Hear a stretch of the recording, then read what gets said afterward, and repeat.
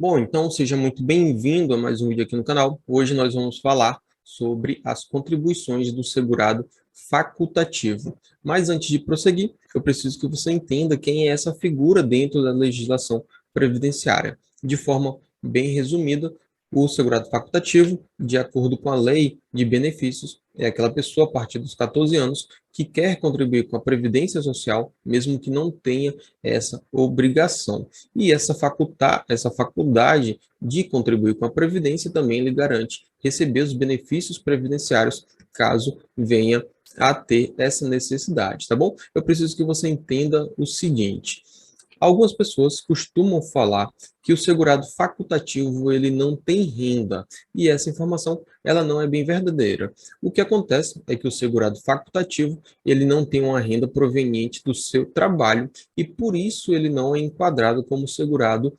obrigatório, que são aquelas pessoas que trabalham e recebem, né, um pagamento em razão disso.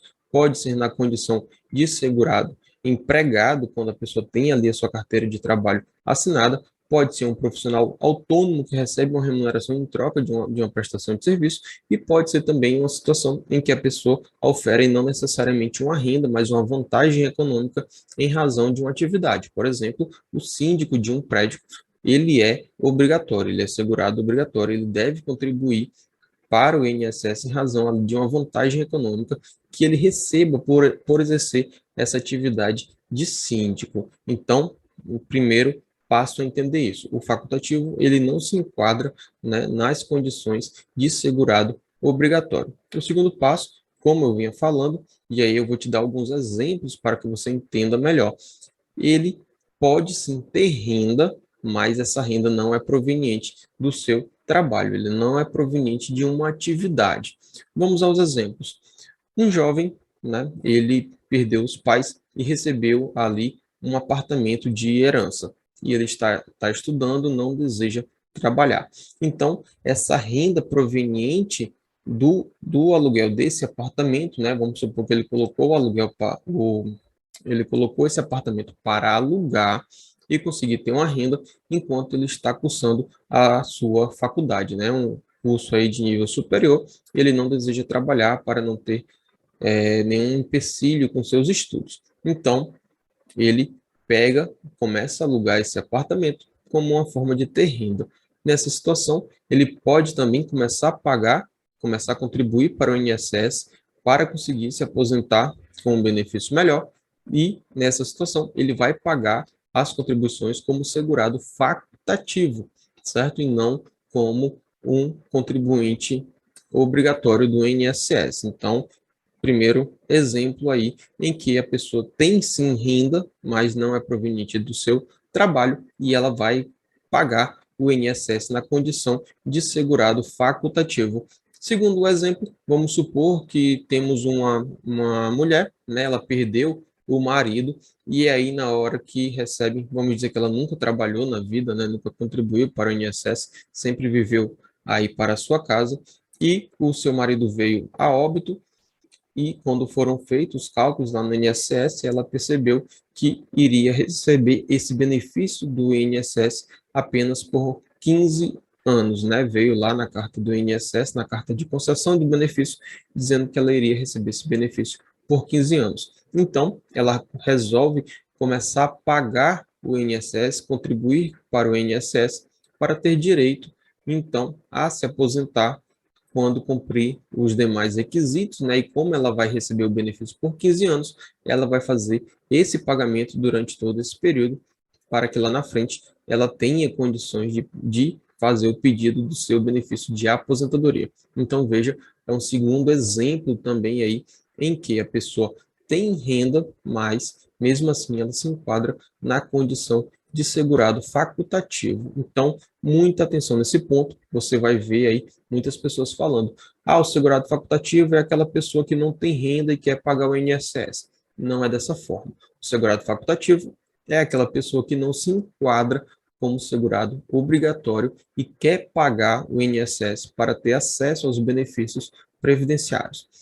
Pontos também que merecem muita atenção aqui em relação à contribuição do segurado facultativo, porque as regras terminam ficando um pouco mais rígidas. Isso acontece porque o segurado facultativo ele não tem uma empresa responsável por realizar o seu recolhimento, como é o caso do segurado empregado, por exemplo, em que, mesmo que a empresa não realize o pagamento do INSS, esse segurado, né, esse trabalhador, ele não vai poder ser prejudicado porque a responsabilidade do recolhimento era da empresa e também da Receita Federal de realizar a fiscalização dessa empresa se as contribuições, né, seus recolhimentos previdenciários, seus recolhimentos tributários estão sendo realizados da forma correta. Então, esse segurado, esse trabalhador não pode ser prejudicado. Aqui no caso do segurado facultativo, não existe uma empresa, né, não existe um empregador para colocar a culpa pelo não recolhimento. Então, se você não fizer o recolhimento da forma correta, quem vai ficar prejudicado é você, tá certo? E dentro desse cenário também vale a pena a gente falar que não há possibilidade de indenizar o INSS pelo recolhimento em atraso, só existindo a possibilidade de que se pague as parcelas atrasadas do INSS após o primeiro pagamento em dias e também desde que não se supere o prazo de 6 meses. Regra geral, na verdade, o que a regra diz é que ele não pode perder a qualidade de segurado, que normalmente ocorre em 6 meses. Existe uma exceção à regra, existe uma hipótese em que o segurado facultativo ele pode ter sim 12 meses de período de graça, tá bom? Se você quer saber essa hipótese, deixa aqui no comentário, que aí eu faço um texto explicando para a gente não se alongar muito nesse vídeo. Então vamos recapitular alguns pontos. O segurado facultativo é aquela pessoa que não se enquadra na condição de segurado obrigatório e deseja contribuir para o INSS e assim poder ter acesso aos benefícios previdenciários. Segundo ponto, ele é o seu próprio responsável por realizar o recolhimento das contribuições previdenciárias e, com isso, não pode colocar a culpa em terceira pessoa e assim querer que o benefício seja concedido, tá? Ele é o seu próprio responsável, então não adianta querer responsabilizar terceiros porque não vai funcionar.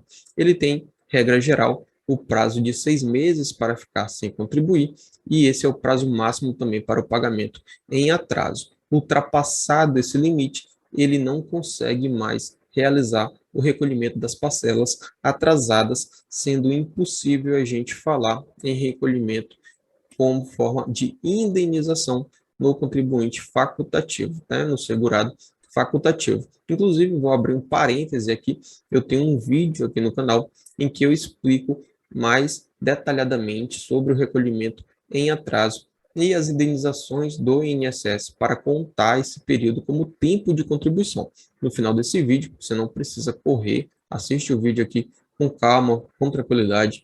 No final do vídeo eu vou deixar um card lá com esse vídeo que eu estou te falando, em que eu explico como que você faz o recolhimento em atraso, né? Como que é possível fazer o recolhimento em atraso do INSS. E aí vai aparecer também outros cards que o próprio YouTube vai te recomendar e o botão de se inscrever. Aliás, eu já te convido, caso você ainda não seja inscrito aqui no canal, se inscreva, ative as notificações para você não perder os nossos conteúdos, tá bom? Então vamos prosseguir aqui com isso e aí a gente chega nas alíquotas de recolhimento do segurado facultativo.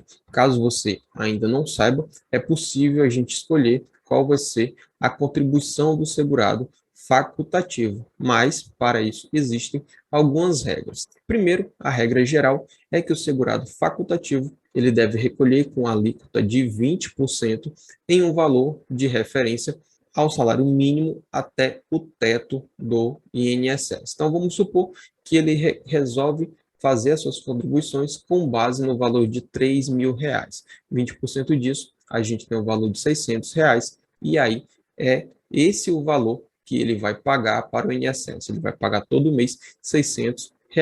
E aí vai constar lá no INSS como salário de contribuição R$ 3.000. Esse é o valor, R$ 3.000, é o valor que o INSS vai considerar na hora de fazer o cálculo de uma aposentadoria, por exemplo, tá? Ou de fazer o cálculo de um auxílio-doença. Esse valor de 3.000 é o que o INSS vai utilizar para fazer o cálculo do benefício e o pagamento mensal, na verdade, é de R$ 600. Existem ainda outras duas alíquotas de contribuição, de 5% e de 11%, sempre baseado no valor do salário mínimo. Mas aqui a gente tem alguns problemas. Primeiro, em relação aos problemas gerais, né, as restrições gerais que temos nas duas alíquotas. Nenhuma delas possibilita a aposentadoria por tempo de contribuição. E aí talvez você esteja pensando, mas, Breno, acabou a aposentadoria por tempo de contribuição. Ela acabou, né, com a reforma da Previdência, entretanto, nós ainda temos as regras de transição que se baseiam no tempo de contribuição. Então, se for o caso, por exemplo, de uma pessoa que passou a vida toda trabalhando, de repente ela estava próxima ali de conseguir atingir os requisitos para a aposentadoria e perdeu o seu emprego. Ela quer contribuir agora como facultativo para cumprir as regras de transição e poder se aposentar. Então, nas alíquotas de 11% e de 5% do salário mínimo, ela não vai ter condições de fazer isso. Então, ela tem que contribuir aí na alíquota de 20%, mesmo que pague sobre o salário mínimo, mas ela vai ter que utilizar a alíquota de 20%, tá? Então, alíquotas de 11% e de 5%, não é possível a aposentadoria por tempo e nem as regras de transição. Outra limitação nessas contribuições é a impossibilidade de levar esse tempo para o regime próprio de previdência social. Então, vamos supor que você está estudando para um concurso público e está pagando o INSS na condição de facultativo em 5% ou em 11%. Nessa situação, também não é possível emitir a certidão de tempo de contribuição para averbar esse período lá no seu órgão público e utilizar o tempo para a aposentadoria no regime próprio de previdência social. Nessas situações, o que você vai ter que fazer é complementar todo o período que você contribuiu com essas alíquotas inferiores até o patamar de 20%, o que pode ser que fique muito caro pagar de uma vez assim. Então, é importante estudar, entender qual é o seu cenário, qual é o seu objetivo com essas contribuições para fazer a contribuição no valor correto e de forma que ele seja menos prejudicial, tanto de forma imediata como para o futuro, né? Então, recapitulando, não é possível emitir a certidão de tempo de contribuição nessas contribuições com a alíquota de 5% e de 11% do salário mínimo. Outra limitação é que o valor da aposentadoria também vai ser no valor do salário mínimo, salvo se você tinha contribuições anteriores com valores diferentes, e aí sim a gente vai calcular a média. Agora, por exemplo, né, a situação que a gente usou, exemplificando aqui, da mulher que nunca trabalhou, está recebendo a pensão aí do marido que faleceu, e ela resolve pagar o INSS durante esse período de 15 anos, que é o mesmo que ela vai receber a pensão, ela resolve pagar todo esse período sobre o valor do salário mínimo. Então, aí a gente não tem como fazer média e o valor do seu benefício vai ser do salário mínimo. A mesma coisa para a alíquota de 5%. E agora, um detalhe muito importante em relação à alíquota de 5%. Só pode se enquadrar nessa situação as pessoas de baixa renda e que não têm renda de nenhuma natureza.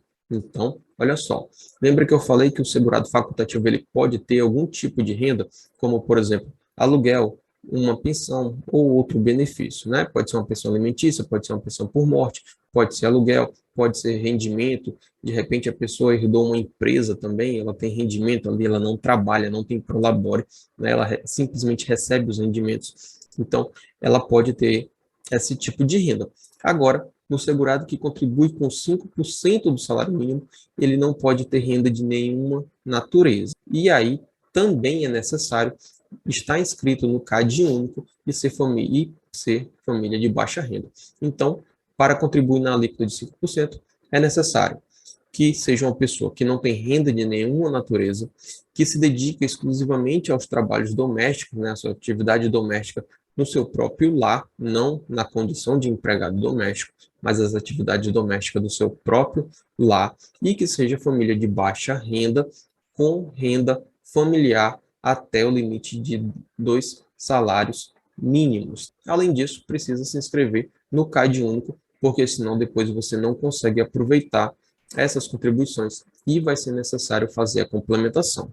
Eu nunca vi ninguém conseguir validar essa contribuição de 5% do salário mínimo sem estar inscrita no CAD único, né? A gente vê muito essa situação. A pessoa assiste lá no jornal, ela lê alguma coisa na internet dizendo que pode contribuir com 5%, ela começa a fazer esses pagamentos para o INSS, e quando chega lá na autarquia para fazer o requerimento de um benefício, ela descobre que não vai conseguir receber esse benefício porque não estava inscrito no cadastro único, no CAD único. E aí ela busca o escritório tentando validar essas contribuições para que o INSS aceite, e a gente não consegue fazer isso.